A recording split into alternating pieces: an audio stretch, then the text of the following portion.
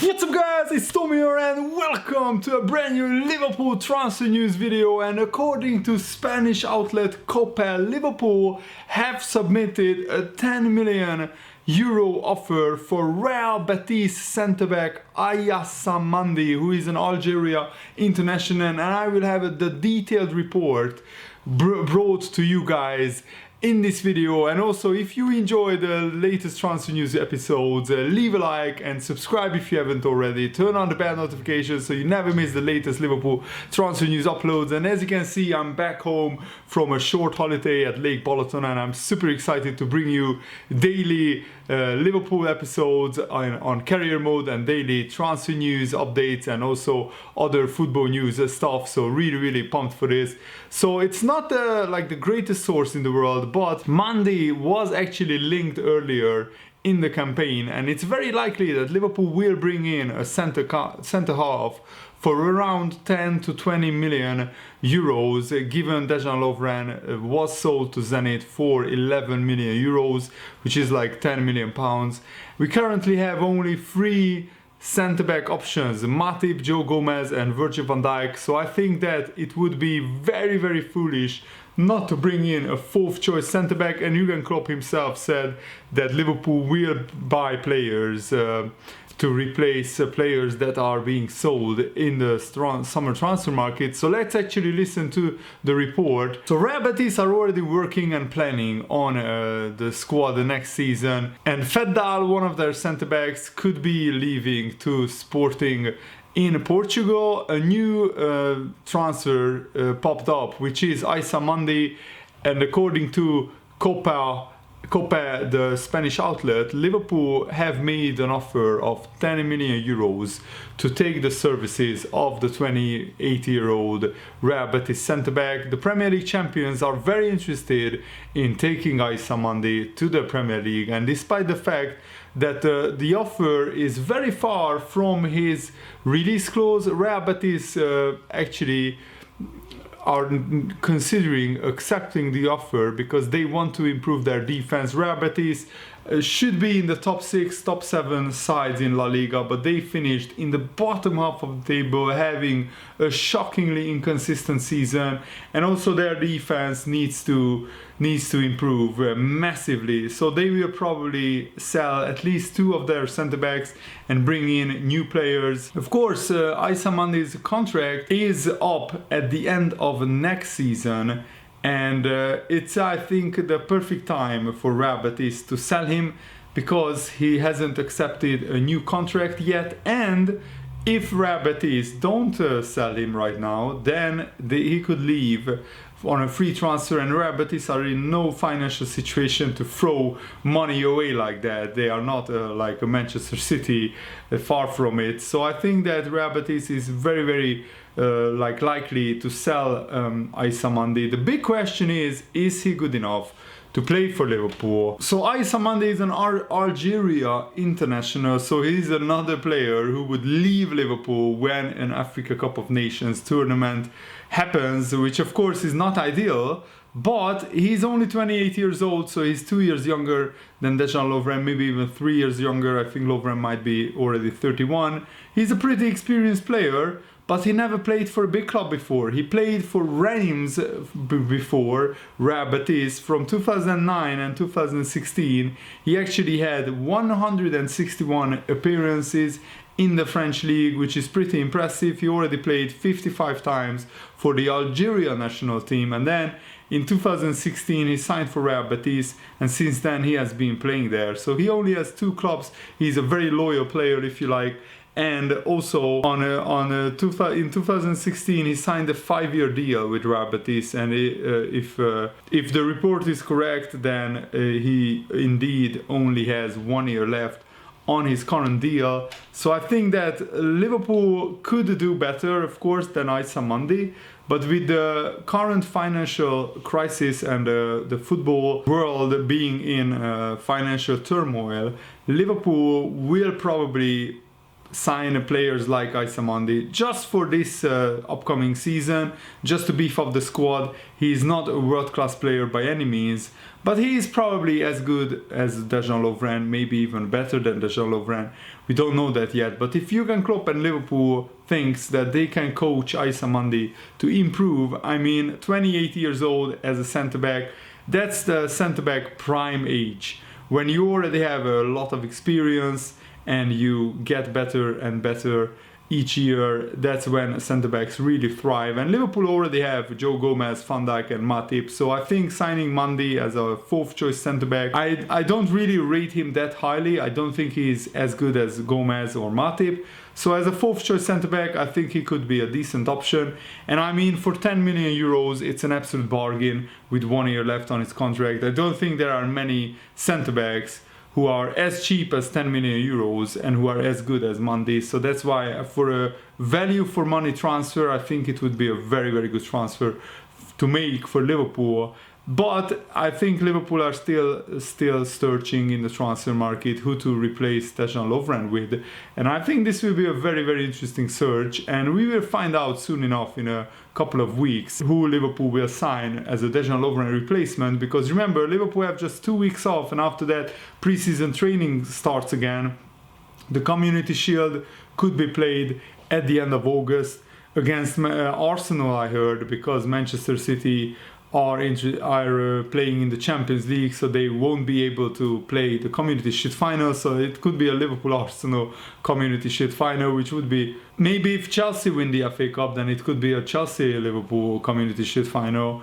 And that could be a spicy game, considering Lampard and Jurgen Klopp had a bust-up at the end of the Liverpool-Chelsea game in the Premier League. So Mandi was actually born in France, but both his parents are from Algeria, so he wanted to represent his home country, Algeria.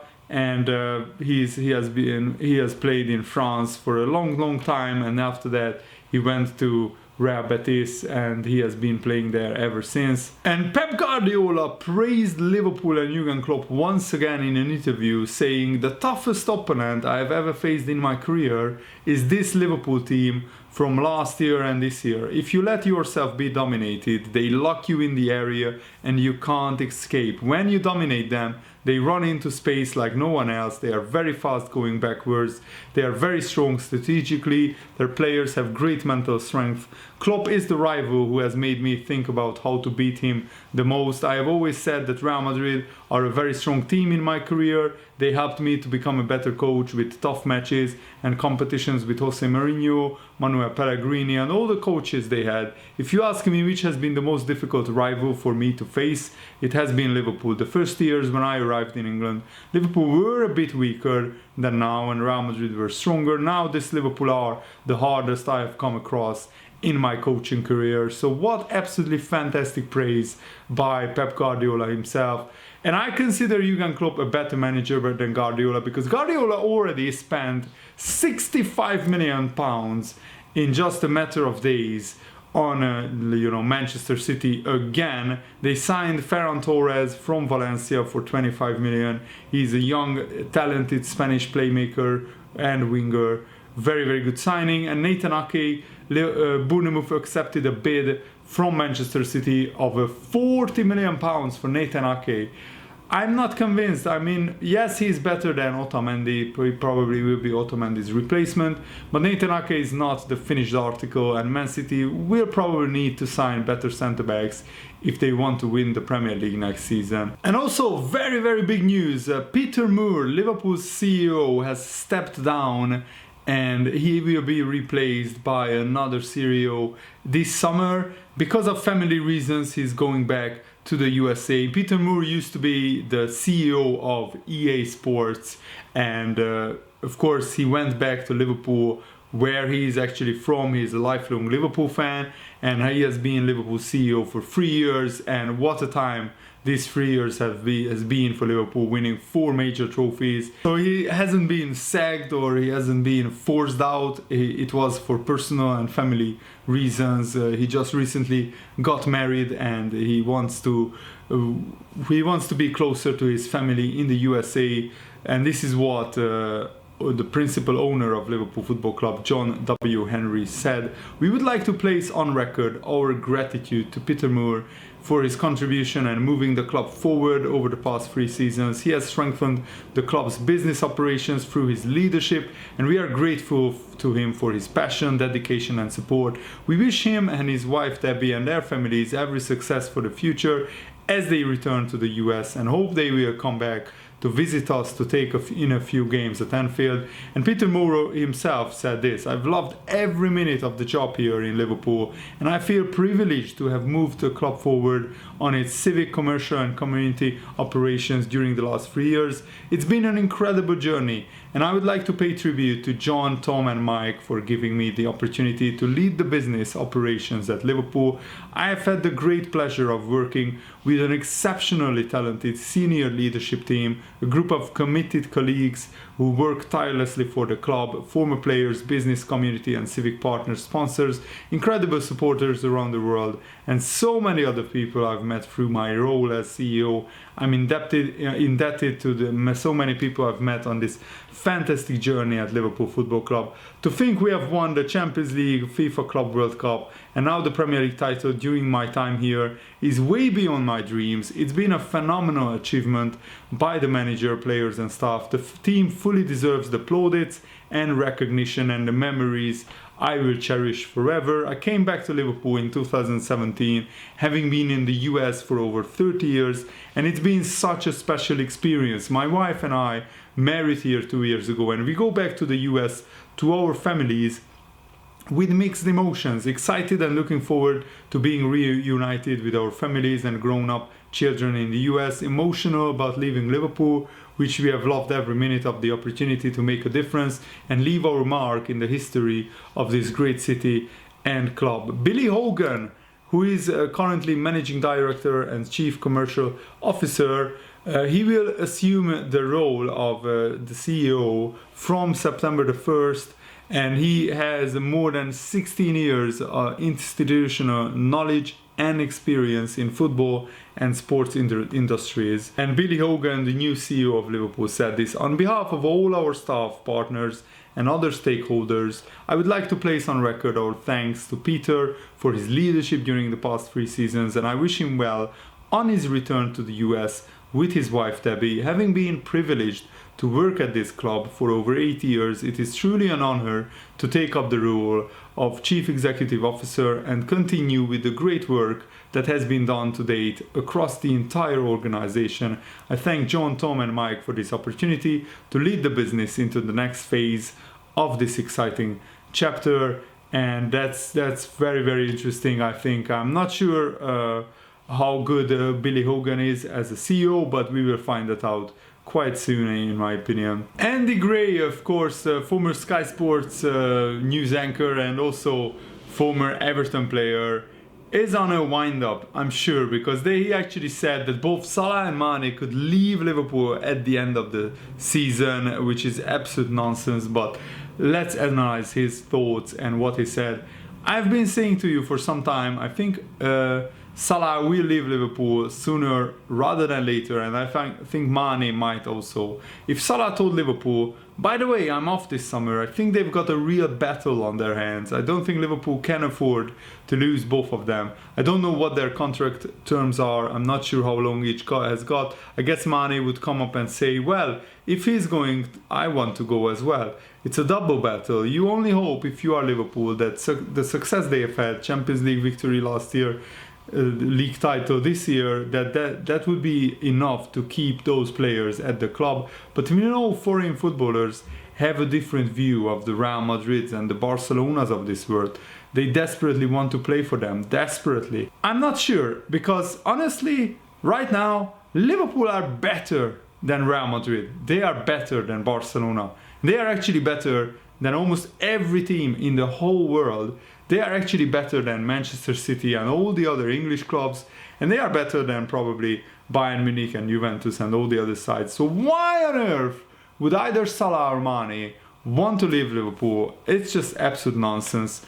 Right now, when Liverpool are the absolute peak of their powers, I don't think they would honestly want to leave Liverpool. They have a long contract, so Liverpool don't have to sell. They can say no to any bid coming in as well. And Jurgen Klopp actually hinted at trying to bring in more players to Liverpool, but he knows that the scenario is very difficult. So this is what he said: look, the perfect scenario for a football manager is that you have 40 players available and they are all happy with the situation they are in, and then you just pick 20 and say that they don't need to show up for 3 weeks, and then you pick the other 20.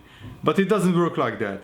The world is not like this. I did not want to be part of a squad like this, to be honest. It will be tricky, and we have to deal with the circumstances. The situation, as we have said several times, it is really difficult to judge the future.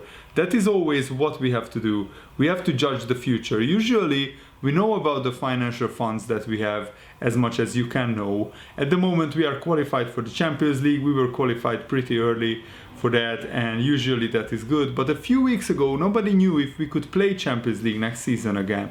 Can you count on the money of the Champions League and how much will it be? That is all uncertain, and that is what we consider, because we are not only responsible for the success of the club, we are responsible for all the people at the club, and that means everyone who is working here.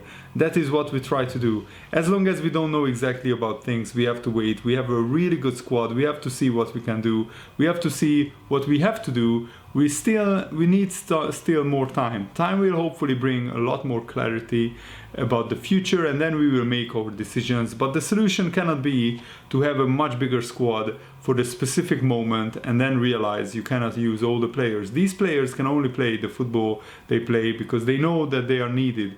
They are all human beings, and nobody can be held back for a year and then on the last day of the year be told, now we need you. In between now and then, there must be a lot of training and support and challenges and stuff like this. We cannot keep someone in the backyard and bring them up in the decisive moment. That will not help. We will have solutions for that. We have young players. The size of the squad is not that important to me. The quality of the squad is very much so. I think we will have a really good squad for next season. And that's a perfect way to end this video. Jurgen Klopp knows that he will want to bring in players, but only if it's financially affordable for Liverpool to do so. So I really hope that you guys enjoyed this video. Thanks for watching. See you later, guys. Goodbye.